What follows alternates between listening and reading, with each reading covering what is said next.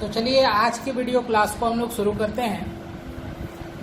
आज हम लोग क्लास 12 की केमिस्ट्री पर बात करेंगे और यदि हम लोग देखें तो इस समय हम लोग क्लास 12 केमिस्ट्री से विलयन चैप्टर को पढ़ रहे हैं और इस चैप्टर की पिछली वीडियो में हम लोगों ने अनादर्श विलयन को पढ़ा था और पिछली वीडियो की लास्ट टॉपिक में हम लोगों ने पढ़ा था अनादर्श विलयनों के प्रकार, जहाँ पे हमने आपको बताया था कि अनादर्श विलयन दो प्रकार के हो सकते हैं।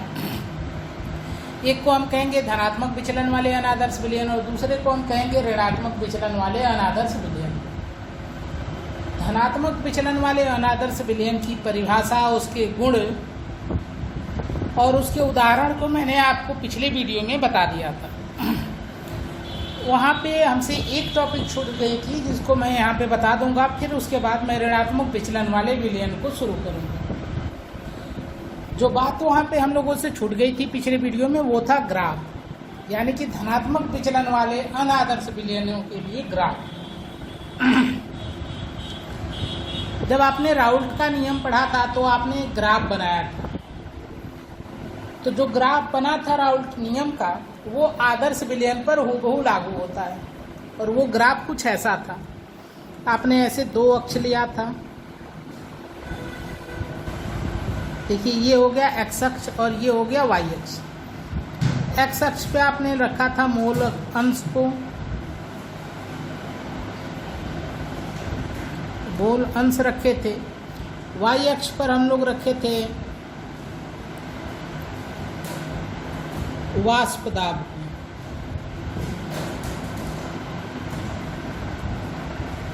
ठीक है, हम लोगों ने बात किया था कि यहाँ पे हम एक विलयन पे चर्चा करेंगे जिस विलयन में दो द्रव हैं, मतलब द्रव एक है और द्रव दो है, जिसको मिलाकर इस विलयन को तैयार किया गया है। तो वाष्प दाब द्रव एक को हम लोग इधर दिखाएंगे, द्रव एक के वाष्प दाब को हम इस अक्ष पे दिखाएंगे, वाई अक्ष पे। एक और भी ऐसे हम लोग लाइन खींचेंगे, ये भी वाई अक्ष ही कहलाएगा क्योंकि आप जानते हैं एक्स अक्ष के परपेंडिकुलर है तो वाई अक्ष कहलाएगा। और इस पे हम लोग बात करेंगे द्रव दो के वाष्प दाब की। ये भी वाष्प दाब है, ये भी वाष्प दाब के लिए है, द्रव एक के लिए ये, द्रव दो के लिए ये। इस वाले पॉइंट पे हम लोगों ने रखा था कि यहाँ पे x1 इक्वल टू 1 है और x2 इक्वल टू 0 होता है।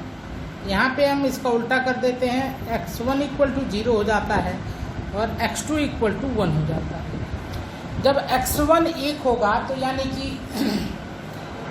ये शुद्ध द्रव एक की बात हो रही है और हम मान लेते हैं कि जो शुद्ध द्रव एक है उसका वाष्प दाब कुछ यहाँ पर है।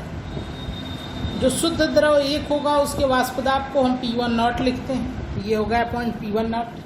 यहाँ पर देखिए x2 बराबर 1 है, यानी कि इस पॉइंट पर हम बात कर रहे हैं शुद्ध द्रव 2 की और शुद्ध द्रव 2 के वाष्प दाब को हम यहाँ पे रख लेते हैं।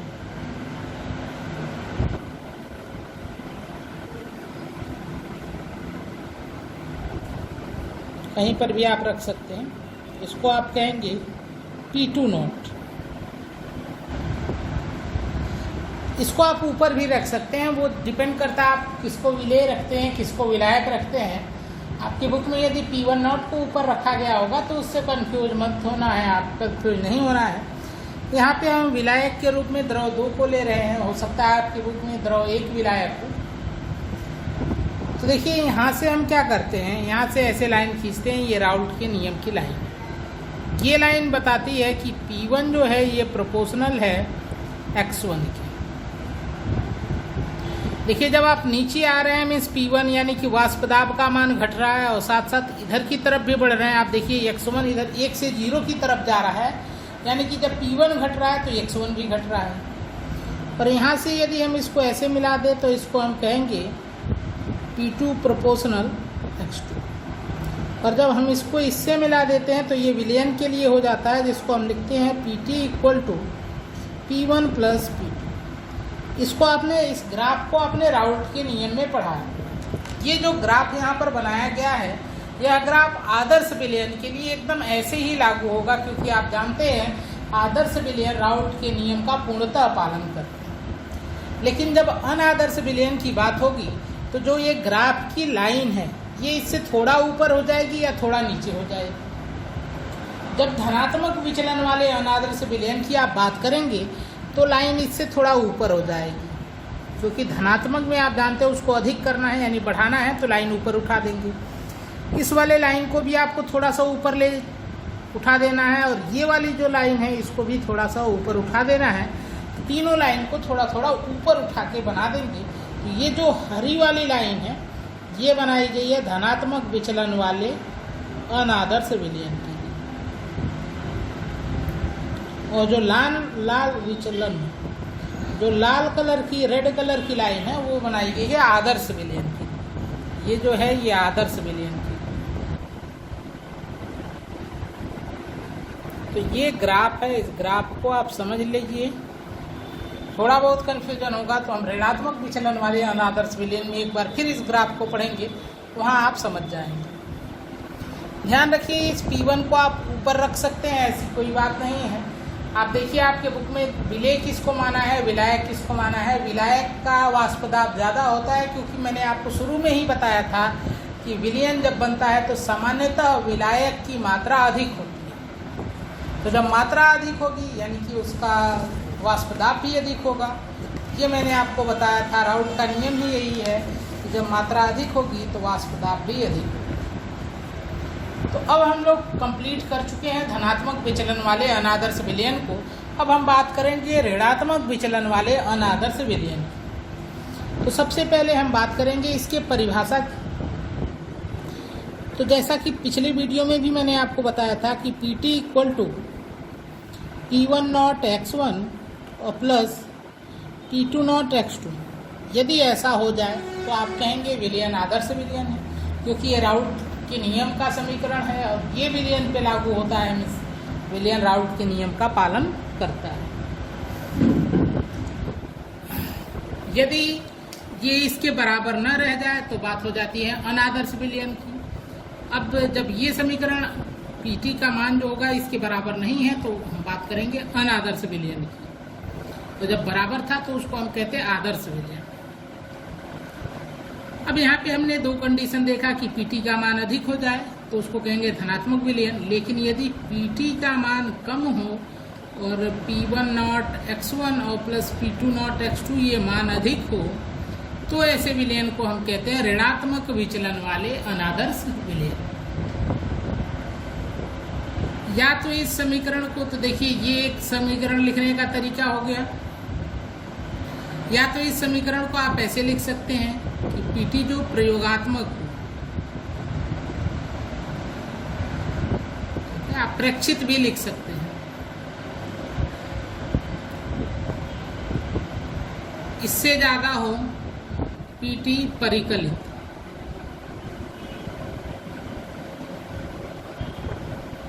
और परिकलन किससे करना है आपको? राउट के नियम से।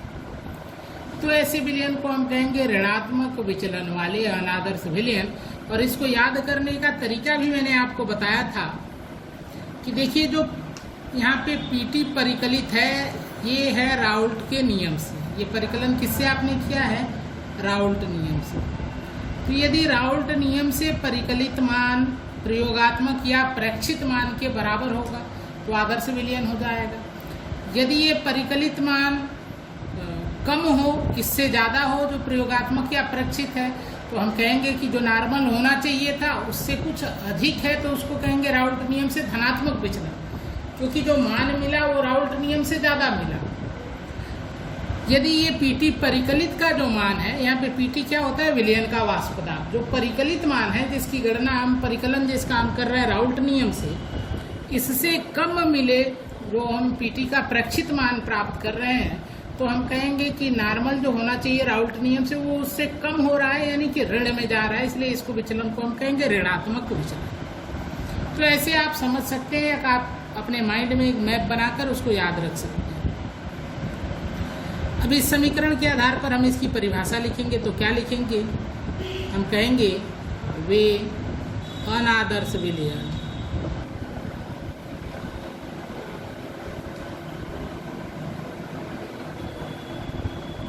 जिनके लिए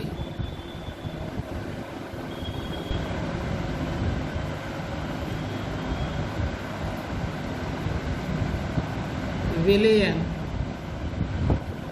के वाष्पदाब का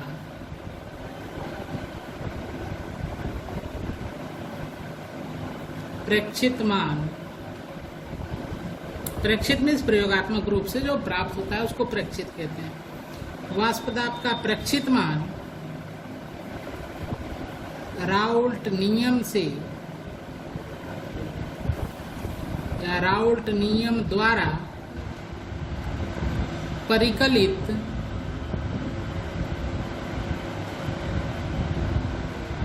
मान से कम प्राप्त होता है।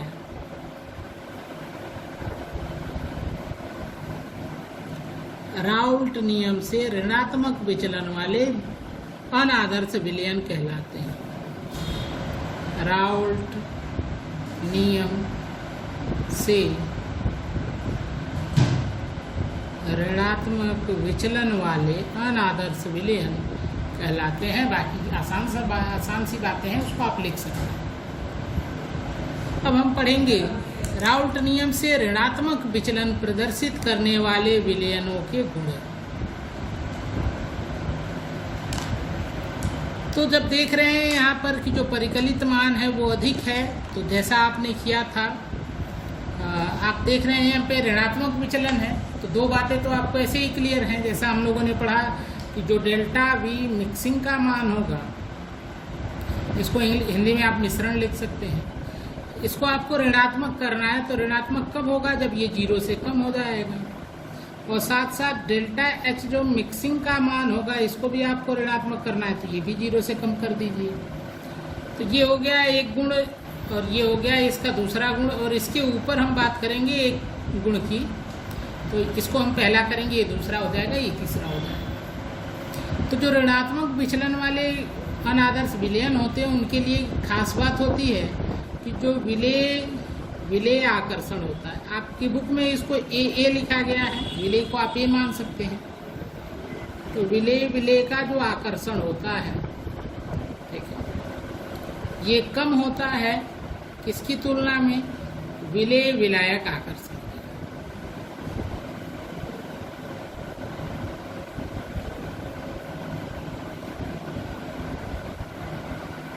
और साथ साथ आप इसमें एक बात और भी लिख सकते हैं कि ऐसा विलायक के साथ भी होगा कि विलायक का जो आकर्षण है,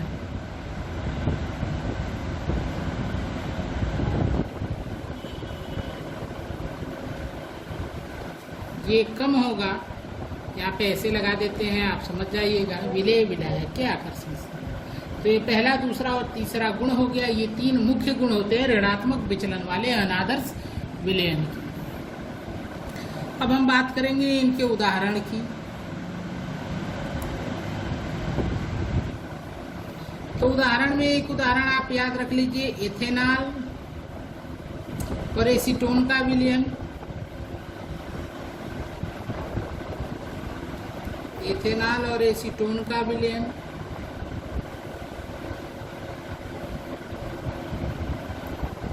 और एक उदाहरण और भी याद कर सकते हैं आप, याद कर लीजिए, HCl एवं जल का विलयन।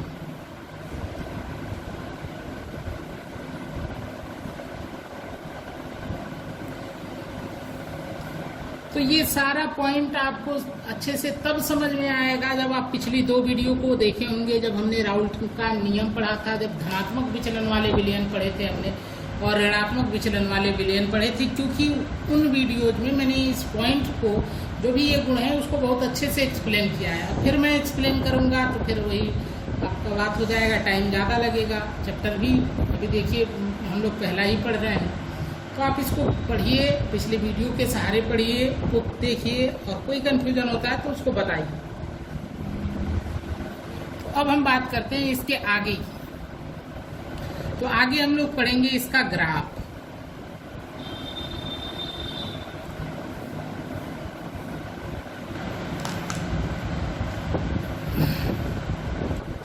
तो देखिए ग्राफ जो है राउल्ट नियम का या आदर्श विलयन का वो आप बनाना जानते हैं। हम कैसे बनाते हैं, तो हम सबसे पहले दो अक्ष लेते हैं। एक्स वाले अक्ष पर हम लोग रखते हैं मोलन्स को,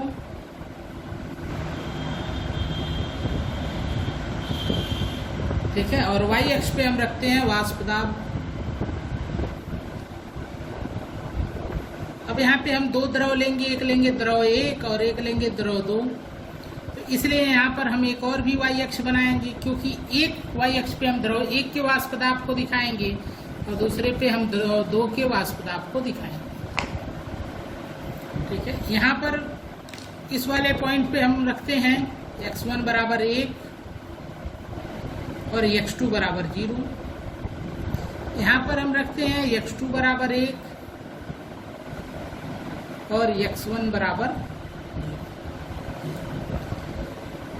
सॉरी यहाँ पे x1 बराबर 1 होना चाहिए। x1 जब 1 होगा यानी कि यहाँ पे बात हो रही है शुद्ध द्रव 1 की, तो शुद्ध द्रव 1 के वाष्प दाब को मान लीजिए हम यहाँ पे दिखा देते हैं और शुद्ध द्रव 1 के वाष्प दाब को हम कहेंगे P1 यहाँ पे x2 बराबर 1 है, यानी कि यहाँ पे बात हो रही है, इस पॉइंट पे हम बात कर रहे हैं शुद्ध द्रव 2 की, इसके वाष्प दाब को मान लीजिए हम यहाँ पे दिखा दे रहे हैं, इसको कहेंगे P2।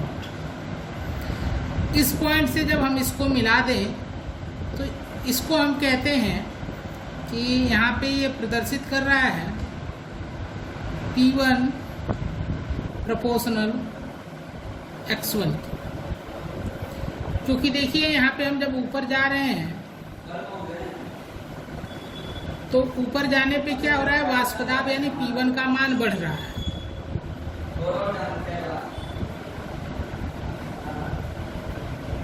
इसको हम कहेंगे P2 प्रोपोर्शनल x2।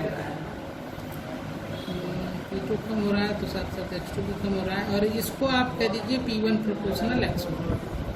किसी को भी आप कह दीजिए P1 प्रोपोर्शनल x1। और यदि इन दोनों को हम आपस में मिला दें P1 नॉट और P2 नॉट को, तो ये प्रदर्शित करेगा Pt equal to P1 not plus, sorry P1 plus P2, not नहीं रहेगा यहाँ।